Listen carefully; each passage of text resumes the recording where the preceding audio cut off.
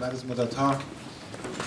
با رفقای ما یکجا اول مهمین تجدید میکنیم و یک گام بسیار مثبت است و آرزو میکنیم این چیز ادامه پیدا کنه و چیزی است که مایه بسیار خوشبختی ماست و ما تشریف آورید رفقا را قلباً خوش آمدید.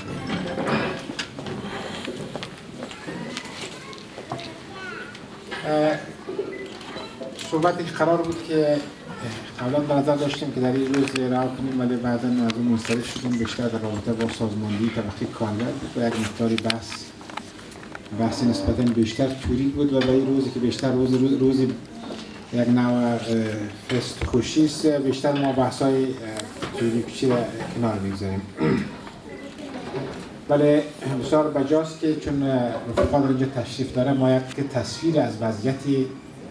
کارگران در افغانستان به رفقا ارائه کنیم که در چه وضعیتی قرار داره و دشواری‌ها و معضلاتی که طبقه کارگر در افغانستان بهش مواجه است از چی جنس است. گرچه تصویر افغانستان هم قسمی که در میدیا انعکاس پیدا میکنه و در هر جای دیگه یک کشور جنگ زده، یک کشور اسلام زده و بالاخره یک کشور است که گروه‌های ناسیونالیستی و مذهبی درگیر است و نیروهای امپریالیستی داخل افغانستان رفتن و بالاخره ادامه جنگ است و این یک بخش از واقعیت است. افغانستان یک کشوری است که در یک حالت متعارف قرار ندارد و وضعیت جنگی در افغانستان نه تنها کاهش پیدا نکرده بلکه در مقایسه با سالهای قبلی رو به افزایش است و مخصوصا طی 2 سال آینده یکی از سالهای بسیار حساس و خطرناک در حیات سیاسی افغانستان به شمار میره. یعنی با بیرون رفتن قوای خارجی معلوم نیست که افغانستان بار دیگر در جنگ داخلی سقوط میکنه یا بالاخره وضعیت به گونه دیگه تغییر میکنه. مسئله است که بسیاری سوالها هنوز لاینحل است. روشن از وقتی که یک جامعه در حالت متعارف قرار نداشته باشه و در یک حالت از لحاظ سیاسی بی‌ثبات باشه معلوم است که طبقه کارگر اون جامعه هم در چه وضعیتی میتونه قرار داشته باشه. چون به هر صورت وضعیت سیاسی کل جامعه بر طبقه کارگرش نقش اساسی بازی میکنه. بنابراین اگر بپذیریم که موجودیت طبقه کارگر در افغانستان از لحاظ کمی در مقایسه با هر زمان دیگر در بیشتر است، با آمار رسمی که خودشان نشان میده حداقل 10 میلیون کارگر در شهرهای افغانستان فعلا موجود است که از این 10 میلیون حدود نیم میلیون از حدود 50% از کارگران از شغل مناسب و یا شغل ثابت محروم است و به لحاظ از لحاظ کمی طبقه کارگر افغانستان در تاریخ کشور از لحاظ کمی افزایش پیدا کرده ولی از آنجایی که وضعیت سیاسی افغانستان ناثبات است و برای هر مبارزه طبقاتی در یک جامعه پیشرفت‌های معینی لازم است. این تنها کافی نیست که موجودیت عینی طبقه کارگر و از لحاظ کمی طبقه کارگر در جامعه موجود باشد ولی باید پیشرفت‌های معینی وجود داشته باشد که ما موجودیت طبقه کارگر از لحاظ سیاسی و از لحاظ مبارزات اقتصادی احساس کنیم و این مسئله متأسفانه در افغانستان فعلا وجود نداره و دلیلش هم من قصد به شما گفتم وضعیت ناثبات سیاسی در از این لحاظ اگر ما ببینیم تصویر یا نقش طبقه کارگر افغانستان هم در میدیا و هم در گزارشات خود ما ارائه می‌کنیم تا حدود زیاد ضعیف است. یعنی طبقه کارگر در افغانستان نه از لحاظ سیاسی موجودیت یعنی عرض نقش قابل توجهی داره و نه از لحاظ مبارزات اقتصادی.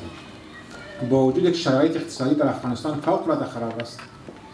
با آن هم ما با مبارزات و جنبش‌های حداقل در سطح اقتصادی در افغانستان بهش مواجه نیست. دلیلش بسیار روشن است که چون در جامعه به این وضعیت است و نیروهای مذهبی و ناسیونالیست قوی هستند و این تأثیرات خود بر خود طبقه کارگر افغانستان به جا گذاشتند.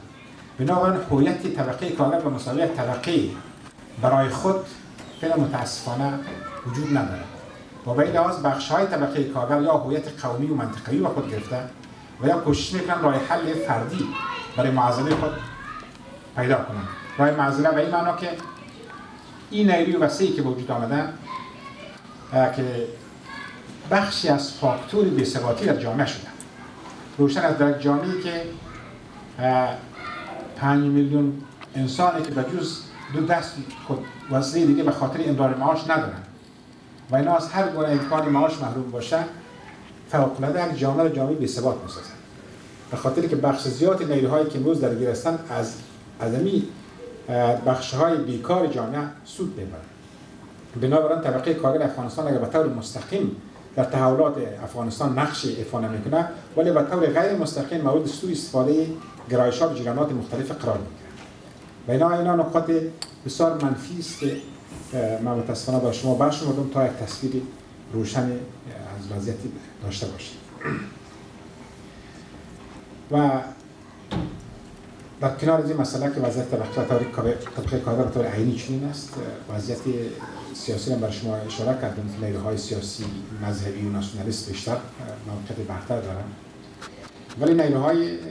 سیاسی و چپ در افغانستان گرچه در مقایسه با سالهای قبلی و در وضعیت بهتری قرار دارند، به این معنا که تشکل‌های سیاسی با گرایش‌های متفاوت بیشتر شده و تعدادشان هم بیشتر، اعضایشان از لحاظ کمی بیشتر شده، ولی هنوز این فاصله بین سازمان‌های سیاسی و طبقه کارگر وجود دارد. هیچ سازمان سیاسی چپ و کمونیست در افغانستان ادعای زیر نمیتونه که اینا بخشای از طبقه کارگر نمایندگی. این جدایی متاسفانه چون در گذشته هم وجود داشته و در شرایط فعلی هم موجود است و نه فقط طبقه کارگر در این پروندگی به سر میبره، بلکه سازمان‌های سیاسی و طبقه کارگر هم هیچ گونه همکاری در حد اقل بینشان وجود نداره. و این مسئله است که مایسی نگرانی ما به مسابقه یک از سازمان‌های چپ سوسیالیست در افغانستان تلاش می‌کنیم اون است که یک نوع همسویی بین بعضی نیروها در سطوح معینی به وجود بیاید و در این حالی که مرکز سخت توجه باید در رابطه با خود جنبش طبقه باشه. یعنی نه به خاطر جبهات شکل‌گیری جبهات سیاسی، بلکه بر اساس مبارزه طبقاتی و سمت‌گیری به سمت شکل کردن طبقه کارگر.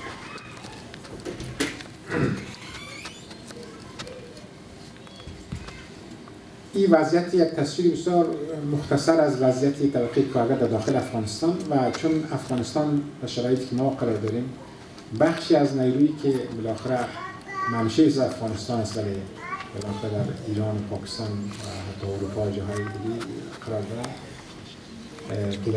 به اصطلاح کارگرای مهاجر گفته میشه، یک از مشکل معضل دیگه است که همین شما شاهد بودیم، مخصوصاً کارگرانی که در ایران و پاکستان بسر می‌برند. مشکلات کارگران در ایران و پاکستان به طور روشن است که اولا اینا بیس کارگرای خارجی اینا مورد تبعیض قرار می‌گیرند.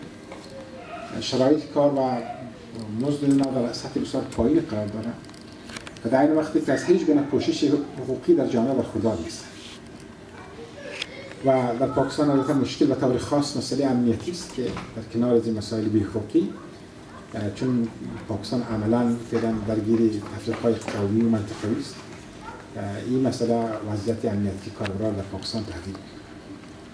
و در ایران مطابق مشخص رفیق‌ها بیشتر اطلاع دارد که برخورد تبعیض‌آمیز سیستماتیک و راسیستی از گذشته‌های دور وجود داشته و در طی سال‌های اخیر یا مدت اخیر افزایش بیشتری پیدا کرده و نمونه‌های برجسته شمالی که از بعضی رفتن در بعضی استان‌ها مثلا مازندران ممنوع شدن و داخل است و کارکار نمیتونن داخلشن، اینا دیگه تبعیض آشکار در این قرن 21 مایه شرمساری البته جمهوری اسلامی خیلی وقت شرمساری نمیپذیره، خود ایدئولوژیشان تبعیض وجود داره بلکه باعث شرمساری تمام بشریت تمام انسان‌های آزادخواه شده است. یک از مسائل است که به نظرم جایی داره که باید بیشتر مورد بحث قرار بگیره و بیشتر باید کارهای انجام داد که دیگه وزیر باید گرفته شد و راه‌های عملی از این مسئله جستجو شود. یعنی تنها اعتراض کردن از نظر من کافی نیست، باید چه راه‌ها و وسایل جستجو شود که مسئله جلوگیری شود، چون ما این اعتراض سال‌هاست که انجام دادیم ولی جمهوری اسلامی همیشه گام جلوتر گذاشته، همیشه بیشترتر از گذشته اقدام کرده. اینا از مسائل است که رفیقا میتونن با این مسئله بحث کنن. البته امروز شاید ما نتونیم بحث کنیم ولی در آینده یک از همکاری‌های بسیار نزدیک ما است که چگونه باید با این مسئله مبارزه شود، چون یک از مسائل مهمی که طبقه کارگر افغانستان که به اصطلاح افغانستانی یاد میشه در ایران است که اینا بیشتر از 3 دهه است در یک کشور کار میکنن و بسیاری بچه‌هاش به اون کشور به دنیا آمدن و اینا هیچ گونه حق شهروندی ندارن. تا زمانی که یک کارگر وقتی که حق شهروندی نتونه به دست بیاره، همیشه باعث خارجی و همیشه باعث نیروی ذخیره یا ارتش ذخیره کار حساب میشه و میتونن به راحتی اینا در مواقعی که با بحران بیکاری مواجه هستند اینا را تمام مشکلات به دوش اینا بگذارن. چیزی که از تاریخ سرمایه‌داری همین بوده. اگر به سرمایه‌داری مراجعه کنیم، ارتش ذخیره کار وقتی که مارکس صحبت میکنه 2 مقوله بسیار مهم است. یکی ارتش ذخیره کار، یکی کارگرای اریستوکرات که انگلس با اشاره میکنه. اینا در حقیقت 2 تا قاعده لازم مرزوب هم دیگه است و هم دیگه ارتباط است. سرمایه‌داری برای اینکه بتونه حقوق کارگرها را تثبیت نگاه کنه یا پایین نگه داره، به خاطری که باید نرخ سود خود بالا نگه داره و همچنین به خاطر ادامه سرمایه‌گذاری خود همیشه به یک ارتش ذخیره کار نیاز داره. و به گفته لنین زمانی که سرمایه‌داری پا به مرحله امپریالیسم میگذاره، تلاش میکنه که این نیروی ذخیره کار بیشتر از کشورهای امپریالیستی دیگر نه بلکه از کشورهای عقب نگه داشته شده باید وارد کنه.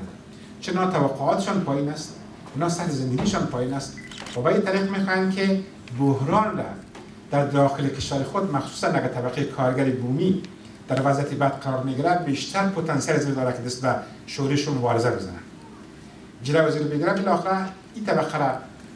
وارد میکنه، چیزی که ما در کشورهای اروپایی مشاهدش هستیم. اینا پایین ترین قشر جامعه را تشکیل میدن و بنابراین ما میبینیم که طبقه کارگر بومی خود زمانی که طبقه کارگر مهاجر بیشتر میشه در کارهای بهتری قرار میگیره. یک نوع احساسی ولی غلطی برایشان دست میده که از دیگر کارگرها بهتر است. یک نوع تضاد بین کارگر ایجاد میشه. این مسئله است که در مکانیزم خود نظام سرمایه‌داری وجود داره و جمهوری اسلامی سالهای سالی مثلا استفاده کرده، یعنی منفعت اقتصادیش داره میبینه با اینکه تلاش کرده که از این مسئله با روحیه ناسیونالیستی و فاشیستی رو بهتر فعلا ها مذهبی از همزمان با ایدئولوژی میره همراه بسازه که یک مسائل است که